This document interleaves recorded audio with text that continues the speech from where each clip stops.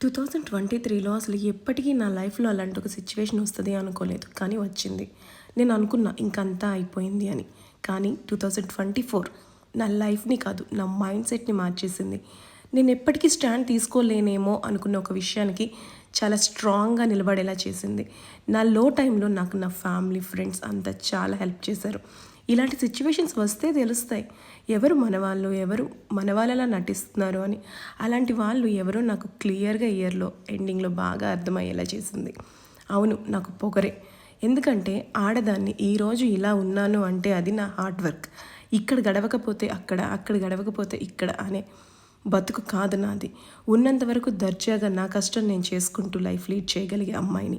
ఇలాంటి అమ్మాయిలందరికీ పొగరు కొంచెం ఎక్కువగానే ఉంటుంది. అమ్మాయిలు ఏ విషయంలో అయినా సర్దుకుపోతారు, కానీ తన సెల్ఫ్ రెస్పెక్ట్ దెబ్బతింటే ఏ అమ్మాయి సైలెంట్గా ఉండదు. అమ్మాయిలందరికీ ఒకటే చెప్తున్నా,